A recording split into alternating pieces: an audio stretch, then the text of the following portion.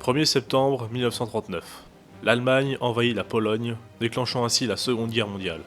Quelques jours plus tard, l'URSS envahit l'est de la Pologne, conformément aux clauses du pacte germano-soviétique signé en août 1939.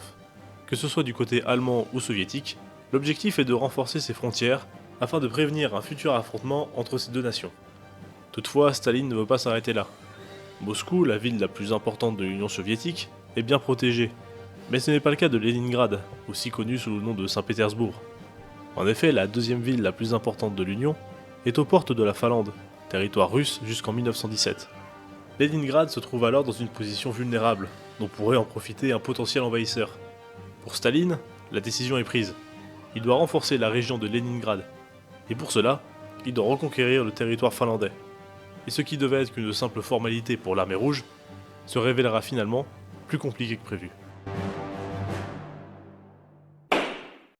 Alors tout d'abord, bonjour à vous camarades, j'espère que votre lutte pour la révolution prolétarienne internationale se déroule bien. Aujourd'hui nous allons nous intéresser à la fois où la grandiose Union soviétique a réussi à faire plier le genou du grand capital en mettant à l'amende ces salauds de contre-révolutionnaires finlandais. Excusez-moi. Plus sérieusement, nous allons nous intéresser aujourd'hui à un conflit pas si connu que ça, car éclipsé par le début de la Seconde Guerre mondiale, qui commence un peu plus tôt. Je parle de la guerre d'hiver, opposant l'Union soviétique à la Finlande, de novembre 1939 à mars 1940. Bien que ce soit l'Union soviétique qui a remporté ce conflit, on peut très clairement parler ici d'une victoire à la Pyrrhus.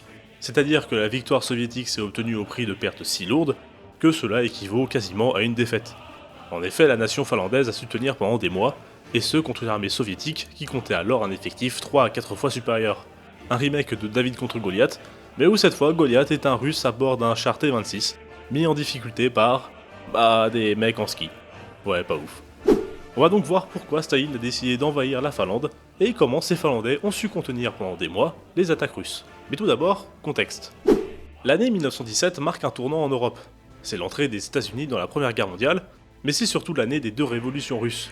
La première en février est causée par l'exaspération de la population due à la Première Guerre mondiale, mais aussi par des pénuries alimentaires de partout et une mauvaise gestion du gouvernement tsariste qui a la fâcheuse tendance à réprimer sa population mécontente. Ainsi, la ville de Petrograd, donc Saint-Pétersbourg, se soulève et ce soulèvement va se propager dans l'ensemble du pays, provoquant la fin du régime tsariste par l'abdication du tsar Nicolas II et l'établissement d'un gouvernement provisoire. Cependant, la situation ne va pas s'améliorer sous le gouvernement provisoire. Incapables de répondre aux besoins de la population, les bolcheviks, dirigés par Lénine, prennent l'initiative d'un coup d'État en octobre, renversant alors le gouvernement provisoire et établissant un gouvernement soviétique. Bien que les bolcheviks aient dorénavant le pouvoir, la situation en Russie n'est pas pour autant stabilisée. En raison de la Première Guerre mondiale, la Russie a perdu certaines de ses anciennes régions, devenues alors indépendantes. C'est le cas par exemple de la Finlande. Tout cela nous emmène en 1939. Staline dirige l'Union soviétique d'une main de fer, et il cherche à récupérer les territoires anciennement russes, protégeant alors la région de Leningrad. Il va tout d'abord chercher à négocier avec la Finlande, où il souhaite que les territoires finlandais limitrophes à la frontière russe soient dorénavant démilitarisés, afin de prévenir une hypothétique attaque allemande. Staline se dit alors que peu importe les aboutissements de ces négociations, il en sortirait gagnant. Première possibilité, les Finlandais se plient aux exigences soviétiques, alors Leningrad est sécurisé. Deuxième possibilité, les Finlandais ne se plient pas aux demandes soviétiques. Staline s'en sert alors comme un casus belli pour conquérir la Finlande, l'armée rouge annexe la Finlande, et Leningrad est sécurisé.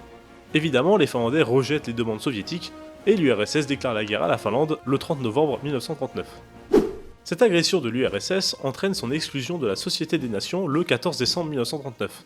La communauté internationale condamne fermement cette invasion jugée comme injustifiée, la considérant comme une violation flagrante de la souveraineté finlandaise.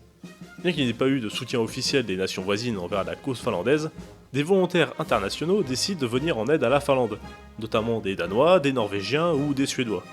Et plus original, c'est le cas aussi de l'acteur Christopher Lee, qui se portera volontaire auprès des Finlandais. Par ailleurs, des ressources extérieures sont envoyées, comme les chars Renault FT français, qui jouent un rôle non négligeable dans la résistance finlandaise. Et le char Renault FT-17 à tourelle pivotante qui a gagné la guerre 14. En dépit de ces soutiens extérieurs, les Finlandais restent en infériorité numérique. Ainsi, ils ont dû faire preuve d'une grande ingéniosité militaire. Les Finlandais utilisaient des tactiques de guérilla adaptées aux conditions hivernales et à leur connaissance approfondie du terrain.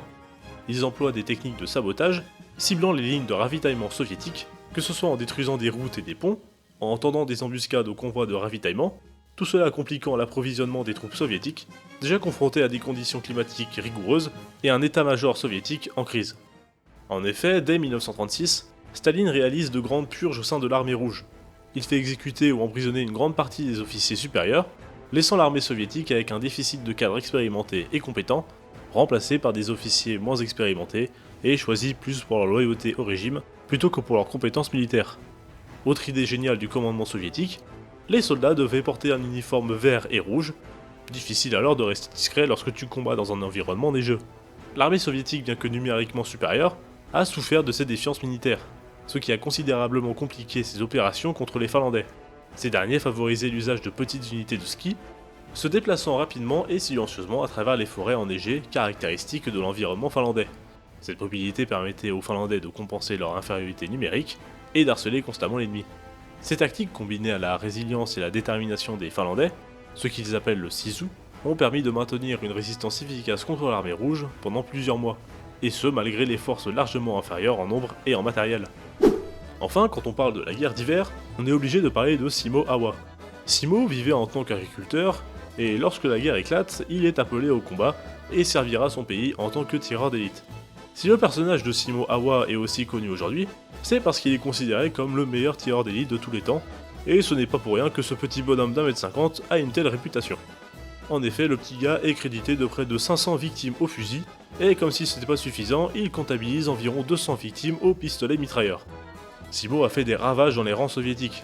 Il avait l'idée de ne pas utiliser de lunettes de précision sur son arme, afin d'éviter de refléter la lumière, ce qui aurait pu trahir sa position, et évitant aussi des problèmes de buée, ce qui aurait entravé sa précision.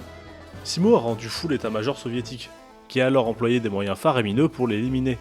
L'état-major soviétique envoie un détaché d'armée pour le neutraliser, Simo se camoufle et en profite pour en éliminer quelques-uns au passage. L'armée rouge envoie ses meilleurs tireurs d'élite. Pas grave, Simo s'en sert comme cible d'entraînement. On ordonne des tirs de barrage d'artillerie sur sa position. Tranquille, Simo les esquive en dansant le tango. Ce type était une véritable machine de guerre, au point que les soviétiques lui ont donné le surnom de Mort Blanche. Cependant, le 6 mars 1940, Simo est repéré et se prend une balle dans la mâchoire. Et même là, ce n'est pas suffisant pour l'arrêter. Simo s'en sort vivant, certes après une bonne semaine passée dans le coma et une partie de la mâchoire en moins, mais il a survécu. Malheureusement, Simo Awa sort du coma le 13 mars 1940, le jour du cessez-le-feu entre la Finlande et l'URSS. Malgré tous leurs efforts, les Finlandais ne peuvent pas tenir sur le long terme, et sont contraints de céder une partie de leur territoire aux Soviétiques, notamment en Carélie. Bien que l'URSS sorte victorieuse de ce conflit, la guerre d'hiver est vue comme un échec pour Staline, en vue de la différence militaire entre les deux pays. La résistance et l'ingéniosité des Finlandais a bien illustré les lacunes militaires des Soviétiques, ce qui a conforté l'idée d'Adolf Hitler de rompre le pacte germano-soviétique et d'envahir l'URSS en juin 1941. Cependant, Staline a tiré les leçons de ce conflit. En dépit des nombreuses difficultés durant les premiers mois de l'invasion allemande, les Soviétiques ont su résister tant bien que mal et limiter l'avancée des Allemands, ce qui a permis de changer le cours de la Seconde Guerre mondiale, mais ça, c'est une autre histoire. J'espère que cette vidéo sur la guerre d'hiver vous a plu. Si c'est le cas, n'hésitez pas à mettre un pouce en l'air ou à laisser un commentaire, ça fait toujours plaisir. Et à vous abonner à la chaîne pour ne pas manquer de futures vidéos. Et pour ma part, je vous dis à la prochaine.